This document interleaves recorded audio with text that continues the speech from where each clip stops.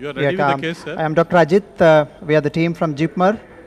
Yeah, we are ready. Sir, please, you can come here. They always Am I audible? Yeah, you are Am I very audible? clearly seen and audible. Thank you very much for adjusting your schedule in spite of your examination going on there. I have Thank Dr. you. Brian Pinto, Thank Dr. Sandeep with us here to moderate. And please go ahead and show your case. Okay. Excellent. We have a wonderful team. We are transmitting from the new block of the Cath Lab. With me is Dr. Subhash, Dr. Sashinder, and an excellent team of nursing as well as technical staff. So we have two cases to show you. Because of the lack of time, we've actually started and finished the first case. So we will start with the first case. Okay. So without wasting time, I'll ask Dr. Sashi to introduce the first case. Please hello. Hello, am I audible? Perfect. Am I audible? Very good, very well. No problem. Okay, fine. So this is the case presentation for the first case. Okay. Hello. Yes. Yeah. Okay.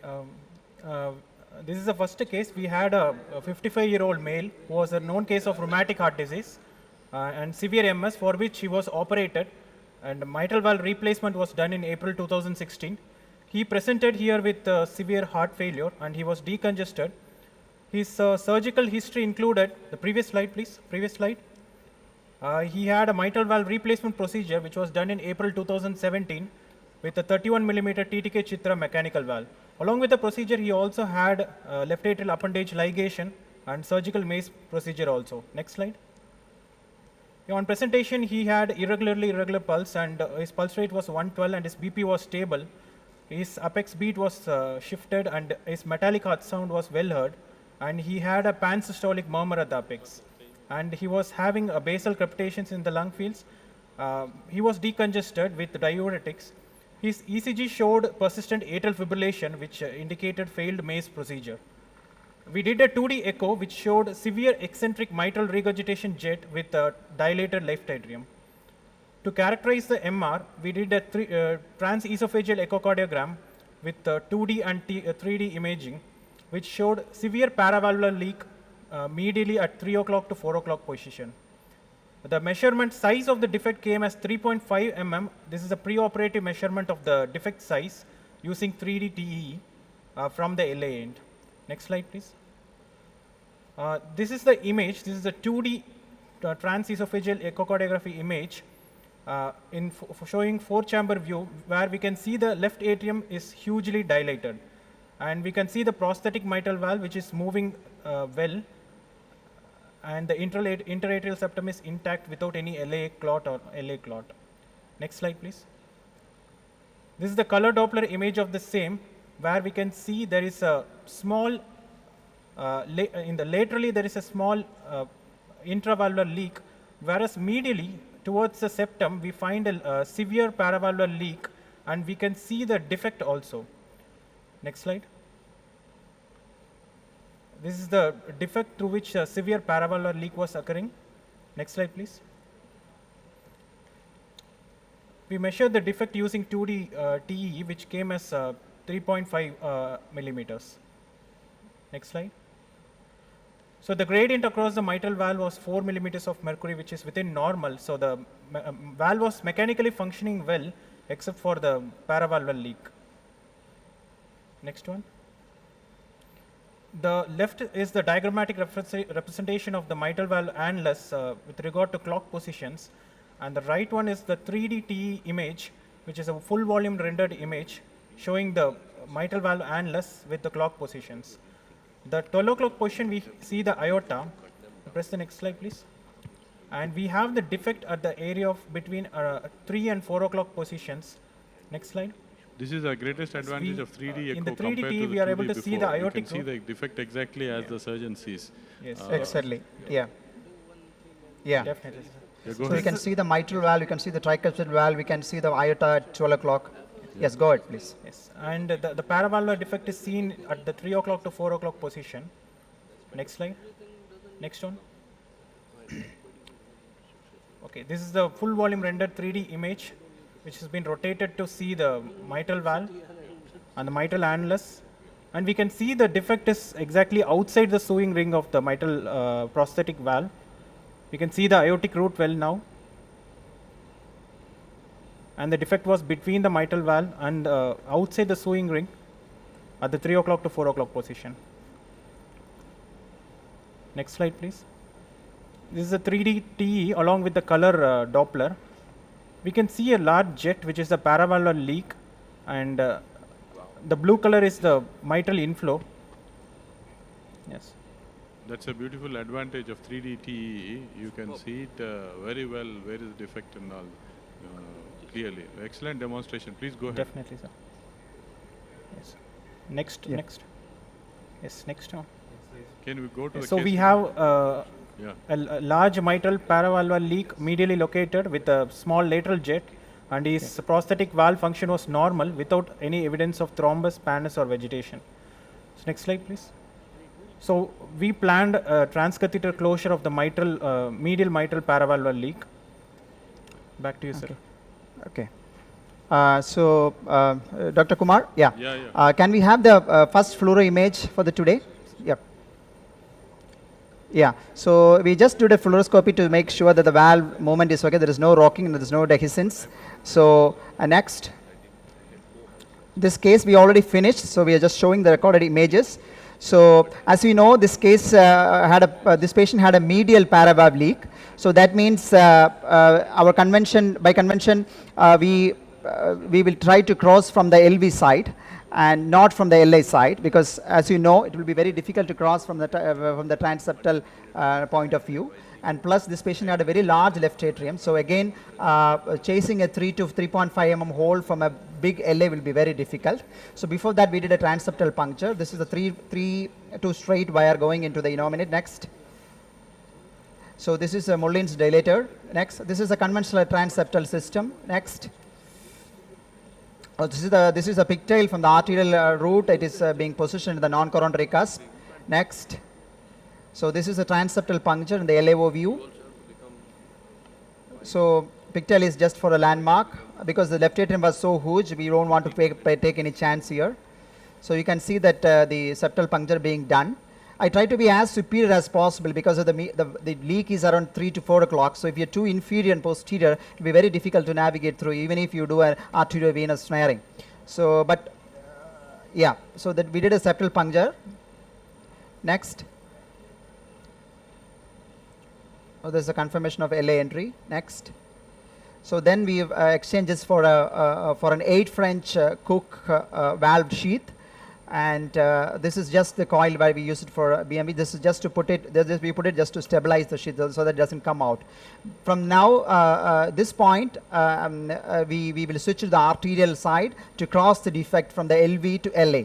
This is being done basically with regard to the location of the defect with respect to the clock position. So hence it's a very medially located defect. As I told you, we cross it from the arterial side. Next. Okay, so you can see this is actually a fluoro image. This picture actually shows, yeah, for you to come close to septal puncture and go through it. That's why he is preferring the retrograde route. Exactly, exactly. The other option is, yeah. Right. Go ahead, sir. Correct. The other option is to go transapical. But here, as you can see, the wire is crossing into LA, but this is actually the lateral portion, and in between we are crossing through the valve. So this is not the correct crossing. So at this time, we will introduce the TE as well to confirm where we closed. Correct. Now, after that, we after trying for about 10 to 15 minutes, we were able to cross the defect, which was confirmed by transesophageal echo as well. So next. Okay, so this is actually the leak. You can see that this is a RAO view, RAO 30. You can see that the medial paravalve leak defect was crossed with a Judkins Wright 3.5 guide catheter with a thermo straight wire. So, and you can see the loop of the wire in the LA. So the LA is very huge here, as we saw in the echo. The venous axis, the venous system is staying intact. That is the Cook the 8 French sheath and the wire. Now from this point, the idea is actually to snare this glide wire from the venous approach. So for that, we introduced a 6 French Judkins guide catheter again through the 8 French sheath, and again we passed the glide wire, thermo wire to overlap the arterial as well as the venous wire. And then we pass a 20 mm snare to snare it out. Okay, and then we created an arteriovenous loop. Next. Next, I request the chairpersons and whoever has any doubt at any point to raise the doubt, be free. This Next. is basically, again, he's trying to make it a AV loop, and we'll go through the venous side of the device. That's what is the steps going on. Okay, we are following you, Next. sir. Go ahead. Yeah, okay. Next. So this is the Judkins rights coming through the sheath. Next. And then creating an overlap and then for advancing the snare. Next. So once we snared it, we create an arteriovenous loop, and this is a 8 French Mullins again coming. And as you can see here, we had some difficulty in advancing the sheath across the defect. As you can see, the sheath is buckling down. The sheath is exactly stopping at the valve ring. So that indicates that probably there is a significant tissue which is preventing this sheath advancement, or our sheath is a bit bigger. The repeat measurement of the echocardiography at this point, we actually had a different measurement. It came up to 5.7 millimeter. So it was not 3.5, it was 5.7 millimeter. So at this point, we exchanged. So we exchanged this sheath for a Cook shuttle sheath, which is actually a braided sheath, and we undersized it. So from 8 we came down to 6 French. So then we advanced a 6 French Cook select sheath. Next, Cook shuttle. So this is, you can see that this is over a thermo wire, 035 wire. Nowadays for creating AV loop, we don't change, you can see the sheath crossing in. Yes. We don't change to a stiff wire. We just do it by pulling both the ends of the thermo wire itself. Most of the time it works. Yeah. This is to avoid excessive myocardial stretching and sharing, especially we learned with our transcatheter VSD closures. Yeah. So you can see that with that pulling and pushing, we could advance the Cook, this is the, Cook's shuttle sheath 6 French, which is a braided one, into the aorta. Now the next challenge is actually to pull back the sheath into the LV, because we want to withdraw the device from the LV, not from the aorta, right?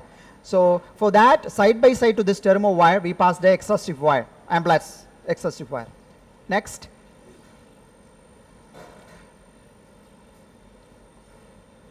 Next. Next. Okay, so this is the, watch carefully, this is the extra stiff wire coming in. This is a very useful tip to know. So we slowly withdrew the sheath and then push the Amblats into the LV apex. Okay. And now we can easily advance the sheath over this. Next. Next. So with this measurement of 5.7 millimeter, we had the option to take either an ADO1 device or an AVP2. These are our devices of choice, ADO1 being the preferred one for us. The second one is actually a vascular plug.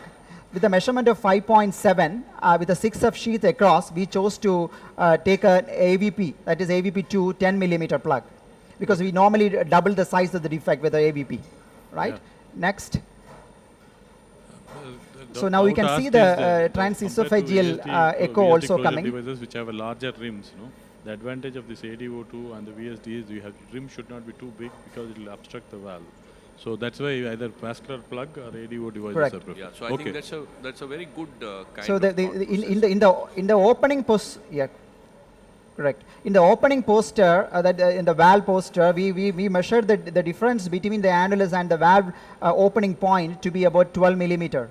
So that means even if you're taking an ADO1, you should take only 6 sides so that the retention skirt is 12 millimeter. So always remember that taking a larger device is always not an option for a para valve. If you think that the defect is too big, you take 2 small devices rather than going for a 1 big device. Yeah. So here you opted for a 10 millimeter AVP2. It goes to 6 French. Next. Sheath, AVP2 goes to 6 It goes through 6 French. Okay. Sheath, yeah.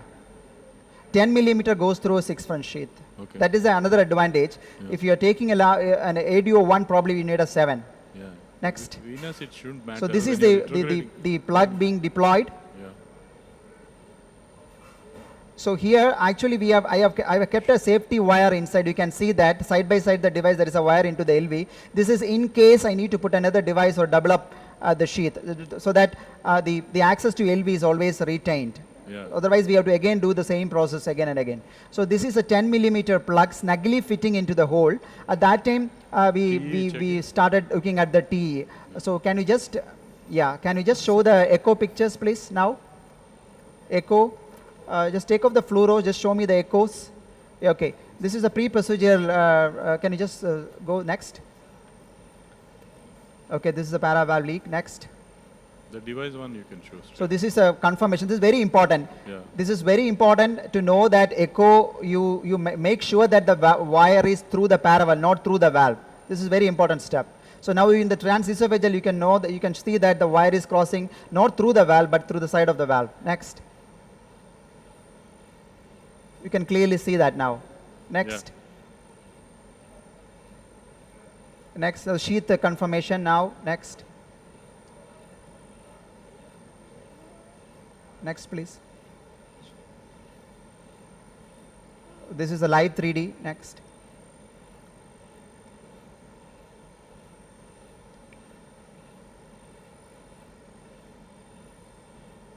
So this is again by advancing the sheath.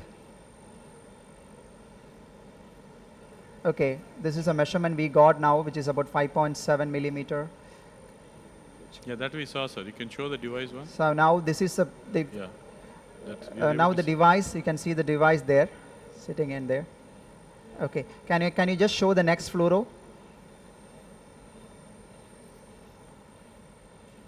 Next fluoro. Okay. At this point, just once we made sure the device is stable and there is no more leak, we just withdrew the safety wire. Next. And then this is the release of the device. Just pulling back to make sure that the device is stable here. Next.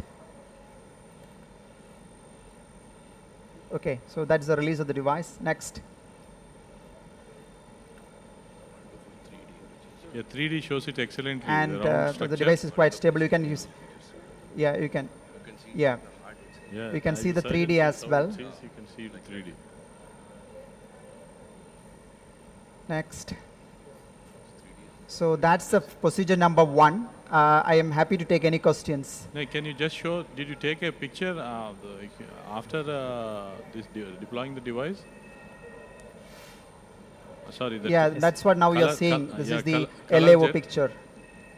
If you can. Yeah, can you just show the last post device release, the 2D T. Okay. The jet what we were Are you seeing before, it now? I think it's significantly. Echo? Yeah, it is not there. Yeah, no defect. The No, flow is actually transvalve. Perfect closure, I think. There is no regurgitation now at all. Yeah. Excellent demonstration, sir. I think, yeah. We'll go on to your next case now. So that is in another lab. By the time I just switch over the mics. Okay, we'll just any break questions for on this 5 case? minutes. We'll give you 5 minutes time. Then you can go to the other lab and become ready, sir. Okay.